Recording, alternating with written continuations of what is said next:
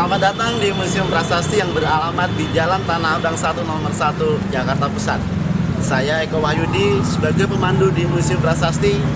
Seperti sobat museum dan kebanyakan orang-orang di Indonesia, khususnya Jakarta, sekarang ini kami bekerja dari rumah atau work from home.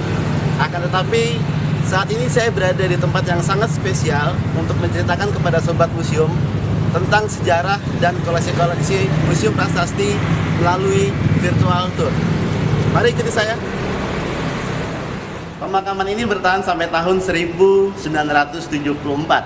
Pada tahun 1975, Pemprov DKI melakukan pengangkatan jenazah. Untuk pihak keluarga diberi waktu 1 sampai 2 tahun untuk membawa jenazah keluarganya masing-masing. Bagi jenazah yang tidak diurus keluarganya akan dimakamkan secara massal di TPU Menteng Pulo dan Tanah Kusir. Setelah semua jenazah diangkat, pemakaman ini kemudian diresmikan menjadi Museum Prasasti pada tanggal 9 Juli tahun 1977 oleh Bapak Gubernur Ali Sadikin dengan luas 1,3 hektar. Sobat museum, saat ini kita berada di salah satu ruangan yang ada di Museum Prasasti. Tempat ini digunakan sebagai tempat pelaksanaan upacara pemakaman, yang mana bangunannya itu bergaya arsitektur Doria. Ciri-cirinya, bangunan bergaya arsitektur Doria itu memiliki banyak tiang, seperti ini. Arsitektur ini berasal dari Yunani kuno. Nah, di tempat ini ada tempat duduk yang khusus disediakan untuk pihak keluarga ketika menghadiri upacara pemakaman. Dinding dari bangunan ini adalah prasasti nisan yang terbuat dari batu andesit, yang mana ini pindahan dari pemakaman sebelumnya. Di antaranya dari pemakaman samping gereja yang dulu bernama Hollandskirk atau sekarang disebut Museum Wayang. Mari kita ke dalam melihat tempat persemayaman jenazah laki-laki dan perempuan. Nah, saat ini kita berada di salah satu ruangan di Museum Prasasti, yaitu ruangan pemandu. Yang mana ruangan pemandu ini awalnya adalah tempat persemayaman jenazah untuk laki-laki. Nah, ruangannya seperti ini. Tidak terlalu luas, tapi cukup menampung 1 sampai 2 jenazah yang akan dimakamkan. Sobat museum, saat ini kita berada di dekat lonceng kematian. Nah, lonceng kematian. Kenapa disebut lonceng kematian? Karena ketika lonceng ini dibunyikan, artinya ada orang yang akan dimakamkan. 1 sampai 2 kali dibunyikan, artinya jenazah sudah sampai di pinggiran sungai Kali Krukut. Lonceng ini akan dibunyikan untuk memberitahu kepada para pegawai untuk mempersiapkan upacara pemakaman. Ketika jenazah sudah didoakan dan sudah siap untuk dimakamkan, lonceng ini dibunyikan mengiringi kepergian jenazah sampai ke liang lahat.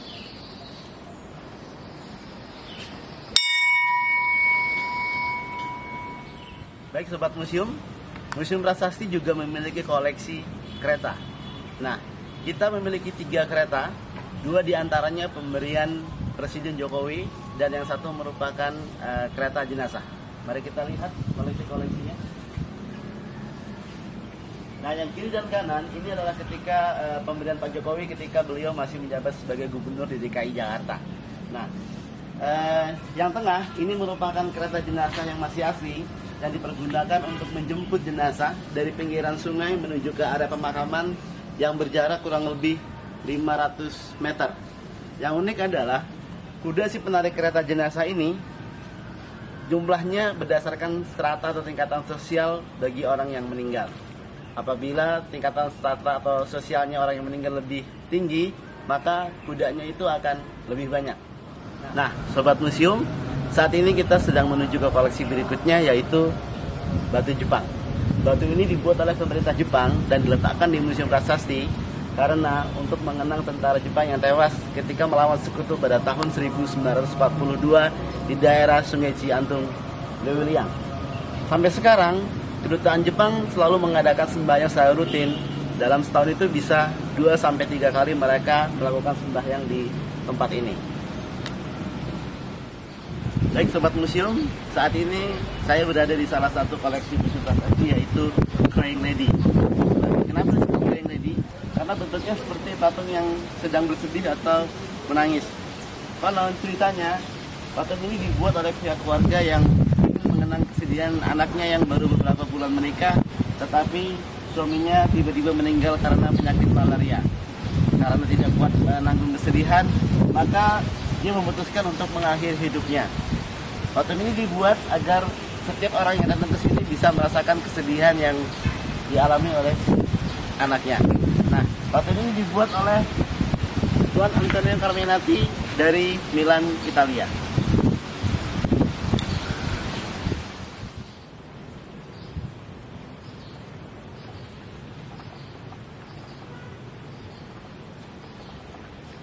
Nah, di samping kiri dan kanan saya, ini adalah peti jenazah milik presiden kita yang pertama, yaitu di sebelah kiri Pak Soekarno dan di sebelah kanan Bapak Muhammad Hatta. Nah, peti jenazah ini dipergunakan untuk membawa jenazah beliau dari Rumah Sakit RSPAD Gatot Subroto menuju ke Wisma Yaso. Setelah itu jenazahnya dibawa ke Blitar. Nah, yang sebelah kanan ini milik Bapak Muhammad Hatta yang dipergunakan untuk membawa jenazah beliau ke Pemakaman Umum Tanah Kusir.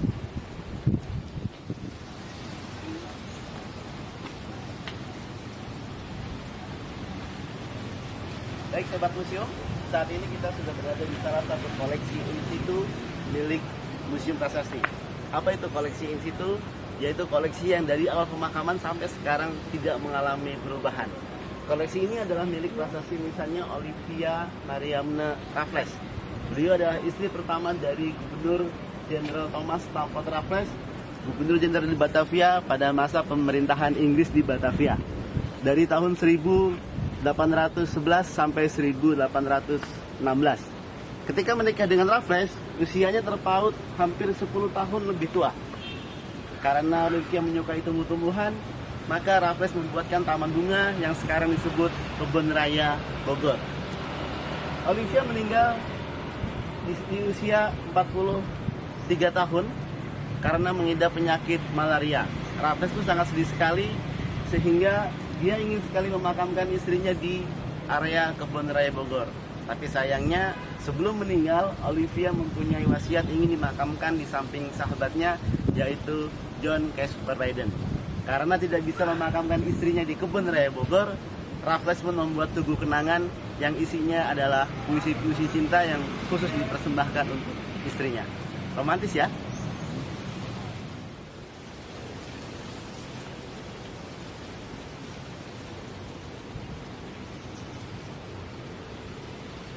Baik Sobat Museum, saat ini saya berada di salah satu koleksi museum prasasti, yaitu Pastor van der Slinten.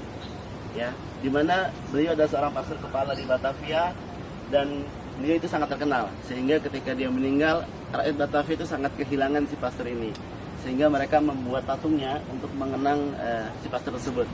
Selain membuat patung, mereka juga membuat relief-relief di sekeliling batu nisannya. Yuk mari kita lihat relief berikutnya di sebelah kanan. Di sini terlihat bahwa Van der Slinten sedang mendatangi orang yang sudah tua dan sedang sakit, memberi semangat agar mereka yang sedang merasakan sakit tetap bahagia. Dan berikutnya